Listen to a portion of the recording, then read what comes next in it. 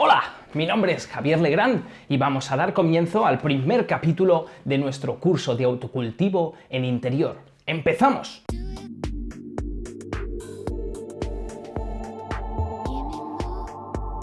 Cannabis Gold 420.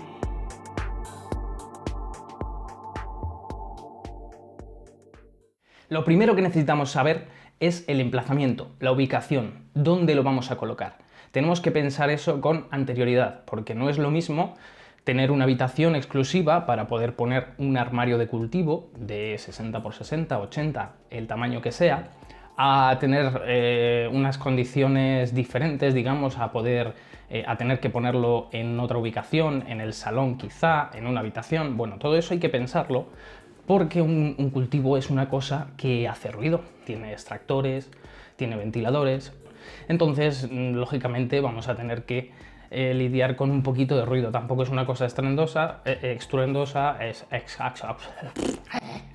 pero vamos a tener que saber que va a tener un poquito de ruido. Entonces no lo vamos a poner en la habitación en la que dormimos si somos una persona que no podemos dormir con ruidos, lógicamente, ¿vale? ¿Qué más cosas? Bueno, por motivos de bajo presupuesto, mucha gente me pregunta, Javi, ¿puedo cultivar en un armarito que tengo empotrado en casa? ¿Se puede? Sí, se puede, pero con ciertas limitaciones y ciertas características especiales que ya explicaremos, ¿vale? Entonces lo primero es ver dónde lo vamos a colocar, cuál es el sitio que nosotros tenemos ideal y cuáles son nuestras posibilidades, y entonces a partir de ahí nos vamos a adaptar y vamos a construir la base de nuestro cultivo.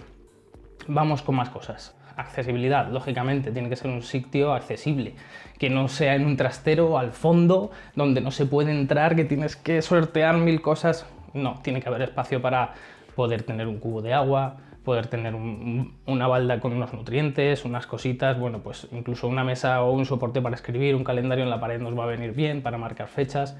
Todo eso tenemos que tenerlo en cuenta para hacerlo bien, no, no para hacerlo sobre la marcha, porque entonces vamos a ir cometiendo más errores y va a ir saliendo todo peor, ¿de acuerdo?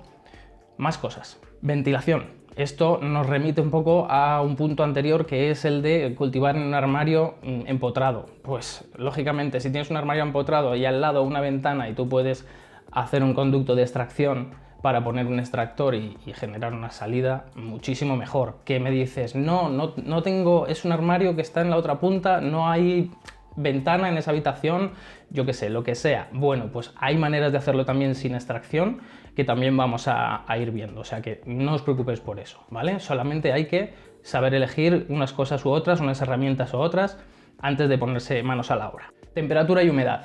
Esto es básico. Tú tienes que saber más o menos si la habitación o tu ciudad o donde lo vayas a poner es cálida, es fría, tiene estaciones, no es lo mismo cultivar en una habitación que siempre está a 24 grados a que luego tengas verano e invierno en los que esa habitación va a ser muy cambiante.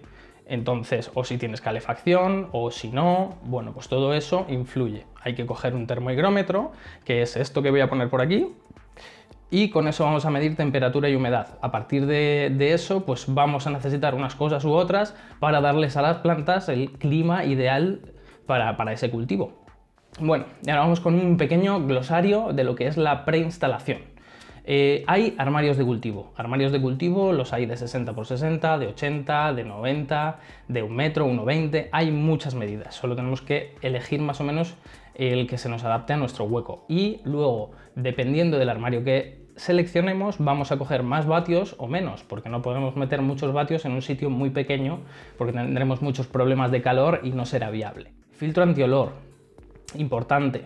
Vamos a tener unas plantas que en floración van a tener un olor y al tener un extractor sacando ese aire, pues vamos a necesitar filtrarlo para que no huela cuando lo saquemos al exterior.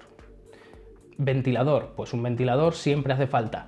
Un ventilador para mover el aire, que las plantas se sientan como en la naturaleza. Vamos a tener que imitar prácticamente el 100% a la naturaleza. Entonces necesitan moverse, necesitan también, eso las hace fuertes, les hace crecer el tallo. Cuando una planta se mueve por el aire, siente que necesita pues engordar ese tallo para poder resistir y ser más fuerte. Luego, de cara a la floración, nos sirve porque los tallos soportarán mejor las flores. Entonces, también de cara a las plagas, porque la planta las rechaza mejor, hay que poner un ventilador siempre, si se puede, oscilante. El CO2. CO2 es una cosa que no todo el mundo va a usar, sobre todo si no podemos, si tenemos el caso de que no podemos usar extracción, es un armario empotrado, cerrado, o una sala donde no hay ventana, algo así, entonces sí, vamos a estar obligados a usar CO2. Si no, lo podemos obviar o lo podemos poner. Es una cosa que normalmente se usa como complemento para que la planta tenga más vitalidad, más vigor y que dé una floración más abundante. Temporizadores. Pues los temporizadores, los normales, son estos de aquí, analógicos, una ruletita que le dices cuándo se enciende y cuándo se apaga el foco, y entonces siempre a la misma hora el foco va a encender y va a apagar. Eso es súper importante para que la planta se habitúe a un horario y sea más o menos lo más parecido otra vez a la naturaleza. Entonces, en la naturaleza no un día amanece a las 6 y al día siguiente amanece a las 7. Pues para no estar nosotros pendientes de estar enchufando, un temporizador es básico. Controladores. Controladores de temperatura y humedad. Esos son algo ya más avanzado. Está bien que sepáis que existen y que, bueno, si tenéis grandes problemas en el control de clima de la sala, pues se pueden llegar a utilizar para que el aparato pues nos corte la extracción, nos la active, y diferentes aparatos que podemos utilizar para controlar ese clima pues se pueden activar y desactivar con los controladores. Barras calefactoras. Estas de aquí. ¿Qué hacen las barras calefactoras? Pues se calientan y entonces nos calefactan o nos dan calefacción a el habitáculo en el que los tengamos. Si tenemos una habitación muy fría, vivimos en un sitio donde todo el año hace mucho frío o donde el invierno es muy duro y lógicamente tenemos que la interacción, si la metemos un poquito, se nos baja mucho la temperatura, pues le metemos una barra calefactora y nos mantiene mejor la humedad, o sea, la temperatura, perdón. Es para mantener la temperatura del cultivo, sobre todo también cuando se apaga el foco, que no tenemos una fuente de calor constante, pues esas horas de noche baja mucho la temperatura, podemos estar expuestos a ataques de hongos, a estrés por paralización, con mucha diferencia térmica del día a la noche. Entonces todo eso lo evitamos poniendo una barra calefactora y manteniendo esa temperatura más agradable. Cooltube, pues un Cooltube es esto de aquí, básicamente es un casquillo embutido dentro de un tubo de cristal y lo que hacemos es conectar la extracción directamente a este tubo de cristal, con lo cual vamos a evacuar todo el calor de la bombilla hacia el exterior y no nos vamos a tener que preocupar tanto por el exceso de calor en el cultivo. Y ya está, nada más. Esto es el principio, esto es la base, lo que necesitamos saber, las herramientas necesarias para empezar a construir nuestro pequeño habitáculo. En el siguiente capítulo veremos iluminación y veremos algunos tipos de adaptación según el espacio de cultivo y nuestras necesidades, ¿de acuerdo? Cuidaros, estar atentos, like, subscribe y ¡chao!